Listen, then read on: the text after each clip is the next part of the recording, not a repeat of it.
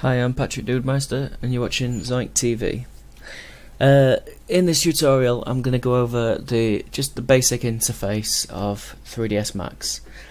So here we have 3ds Max. It's a 2015 edition, student. Yours will look something like this if you've got 2015. If not, there'll be slight differences, but this should still be good. You won't have this section, which is V-Ray, like a rendering thing. I won't go over that now, but yeah, you just ignore that, you don't need that. So first thing, you've got these four windows.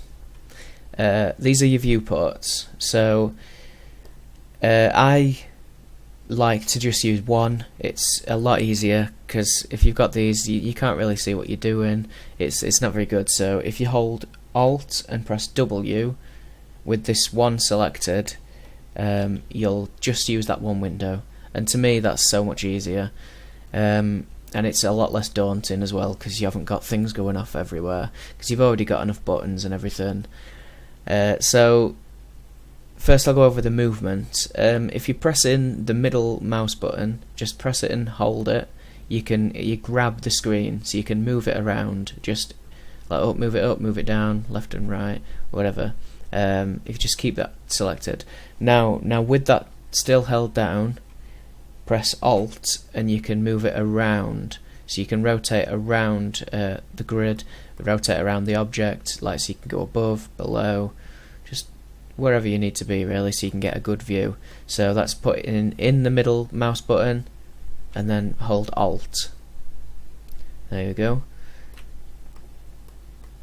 So you can also use this little widget here, which if you have a look, it says back there, so you just hold the face and you can just move it in that direction or whatever.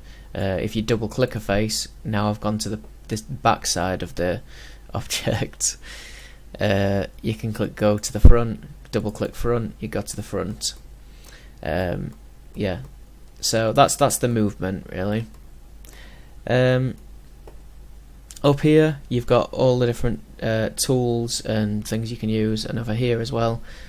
So first I'll start here. If you click on this logo, you've got the file, import, export, save, everything you need like that, properties. So if you do need to save, which you will, that's where you go to. Also you can just click that once you have created a save file. But yeah, so these tools here are the ones that you're going to use the most. So you've got select object, move, rotate and scale. Just those ones, they're the ones you're going to use all the time, so just remember where they are. You've got select object, move, rotate and scale. So I'll give you an example of those. Right, so select object will literally select the object. So now I've got this box, click it, it selects it. You can't move it or anything like that, you just select the object. So click it to select it, click off it to deselect it or unselect it or whatever. Now go to move, click on the object, it's selected. Now this little widget's come up, so you've got Z there, Y there and X, and it's green, blue and red. So always remember the green, blue and red as well, or the X, Y and Z. If you go, as you can see, if I hover over this side, this bit goes yellow, that little stick goes yellow, so that means you're going to move in that direction. So if I hold it and drag that way, you drag in the X axis. If I hold this bit here, so I drag, then yeah, drag in the Z axis, or that one again, the Y axis. I just click the left mouse button, hold it down, move that way. Or you can go click on this square and you can move it freely. Now moving freely is a really bad idea, especially when getting started. You can get things just all over the place. It's not a good idea to do that most of the time. So yeah, just stick with the single axis and you'll be alright. So again, I'll grab the screen by pressing in the middle mouse button, I can just drag it around, zoom out by using the wheel, zoom in using the wheel.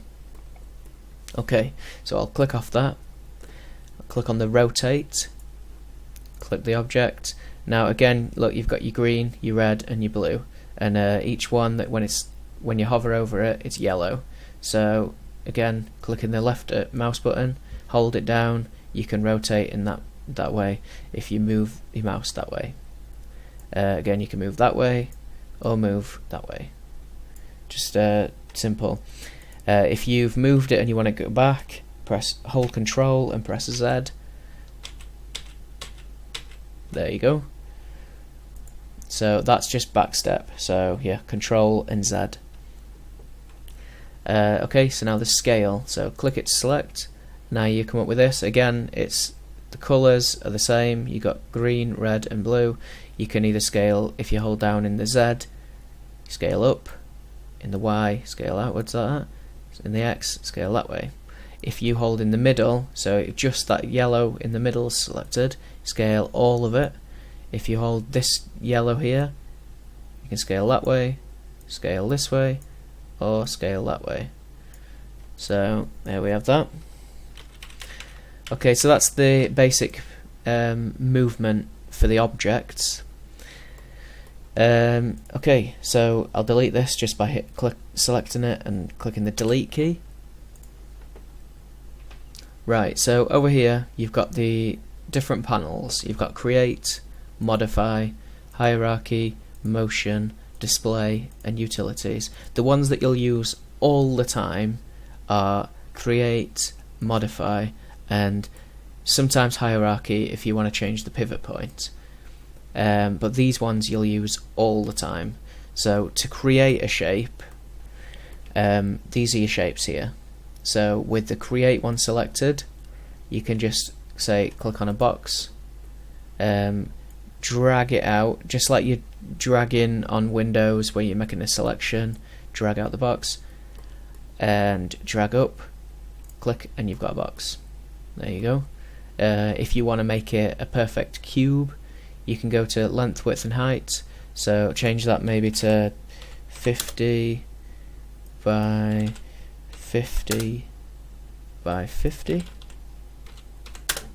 Then you got perfect cube. Again, hold the middle mouse button and Alt to move around it. So yeah, there you have perfect cube. Each side is just a flat face, so that's one polygon. If you want to add in more, you can click on the length, width and height, so you can click there. That'll add in.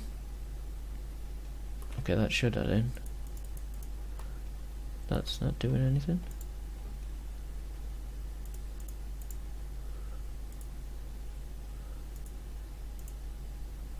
Okay, yeah, here we are.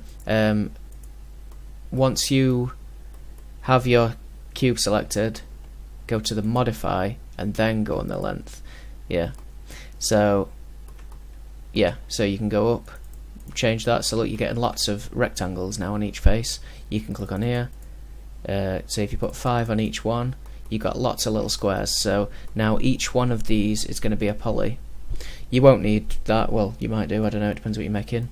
But yeah, each one of these is a polygon. So if you need that, fair enough. But yeah, that's how you change it. Just click up and down on these arrows, or you can click, say if you want 30 on that one, type 30. You've got loads then. But yeah, that's how you make a cube. It's always good to kind of think ahead and think how many polygons you're going to need on the edges. It's always good to plan ahead, but if you don't know, you can always add them in later when you need them. So yeah, I'll delete that. Okay, now you've got the sphere. So left click and drag and you've got a sphere. There you go. You can change the radius here, so you can move it up and down. There you go. Or you can make it more round or less round. There you go. So you just got a weird diamond shape. But yeah, that's the sphere. So yeah, once you've got that selected, there's the parameters for how it's going to look. So I'll delete that and go to cylinder.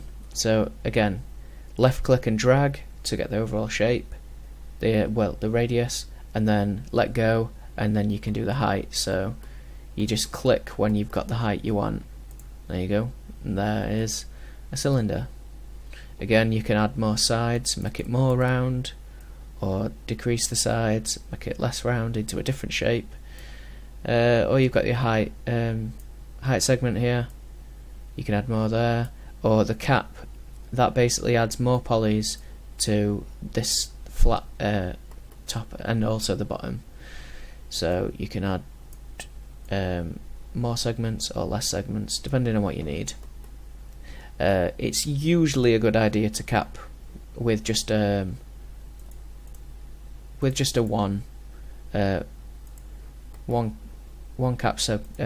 two cap segments, just because then you've got something there to work with. But if you don't need it, you don't need it. You can also again add it in later. So delete that. Got torus, which creates a donut shape. If you just drag it, click it and drag, you got a donut shape. You could use this for chains maybe, or donuts, or whatever you want really. Click the delete key to delete that. Again, there's the parameters here, so you can mess about with those, get it how you want it looking. You got teapot, which you never use unless maybe you're practicing rendering. But yeah, I'm not really sure why that's there, but there's a teapot. So yeah, enjoy. You got a cone, which click and drag, you create the overall base, and then create the height, and then you can drag down and create a cone shape. There you go. Create it out. There you go. Click when you want it. Yeah. And then again, you can change the radius, change whatever you need there, all your segments, your sides, whatever you need. Got a little pyramid shape, whatever. Okay, so now you've got geosphere, which click and drag out. So like before, we already had a sphere, but I'll show you the difference between these. Right, so if I click the select tool, click on one, hold control, click on another, you got two selected now. As you can see, they look quite different. This one uses squares, that one uses triangles, so that's polys, this is tris. Depending on what you're making, or what software you're going to export it to, some use polys, some use tris, will work better with one or the other, but I usually just tend to stick with the polys.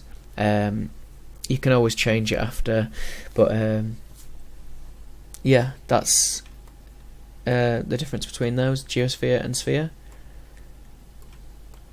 So I'll just click on one, click the delete, click on another, click delete, and now tube. So click, drag, you've got, it doesn't seem to have done anything then, but there you go, you can move in and get a tube shape. There you go, click, you got your tube. Again, you can change the radius and segments over here, so if you want to move that, you can move that in, you can move that down, whatever you need really. Again, click delete. So the pyramid, click and drag out, just create a shape that you want. Once you've let go, it'll move that out, and you can click, and there you go, you got a pyramid shape. So more of just a triangle. Click delete, and then you got plane. So you can just draw out a square. There you go. That's just literally a square. You could use it for floors or walls or whatever you want really, but you can also make things out of it by connecting them together and extruding in different directions and things like that. But it's really useful, a plane. You can also again change the segments, so you've either just got one polygon, or you've got 2 polygons, or 4 polygons, or however many you need really. But yeah, that's the basic geometry. So I'll wrap that up for this video. It's getting quite long now, so hopefully it wasn't too boring for you. But yeah, just keep at it. You'll get used to it. Everything will just become second nature, really. Learning new software, it's always the hardest when you first begin and you see the interface. But yeah, just stick at it. Fight through. If you got any questions, post them here. Even if it sounds a bit stupid, some people learn faster than others, or I might not have gone over a certain thing as well as I should. But yeah, just keep at it. Thanks for watching.